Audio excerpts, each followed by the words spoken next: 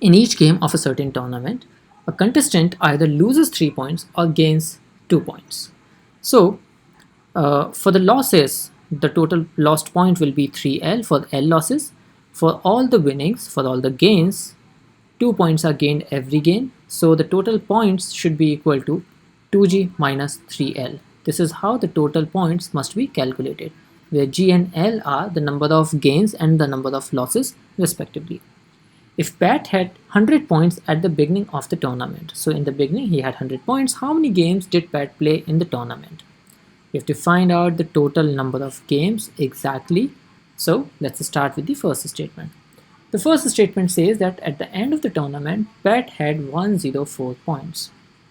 So from 100, the number of points has moved to 104. That means the total gain, we can say, is 4 points. Now, twice of G minus 3 of L is equal to 4. That's the equation that we have. Can we think about the possible scenarios? Yes, G equal to 2 and L equal to 0. That's one possible scenario. But now, if we take G equal to 5, L will be equal to 2. That means similarly we can find more results. If G is equal to 8, then number of losses will be equal to 4, because 8 into 2 is 16 and 4 into 3 is 12. 16 minus 12 is equal to 4. Various possibilities of gains and losses, therefore it is not sufficient to answer the question. One more thing to add here, if you are wondering how am I finding these solutions very quickly, then let me tell you that there is a trick, and that trick is that the first variable always changes by the coefficient of the other variable, and the second variable changes by the coefficient of first variable. That's how the process is.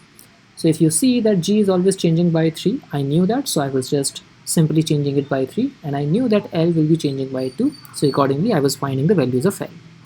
However, at this stage we have proven that the first statement alone is not sufficient, so let's move to the second statement. The second statement says that Pat played fewer than 10 games.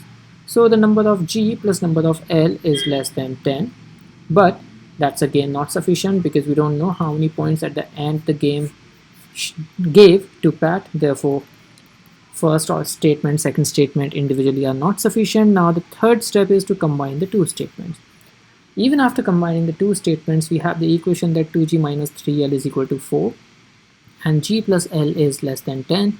So while G equal to 2 and L can be equal to 0, G can be equal to 5 and L can be equal to 2. We have two solutions, and therefore we say that even after combining the two statements, we do not know how many games did Pat play. According to the first, the number of games played will be 2 plus 0, that is 2.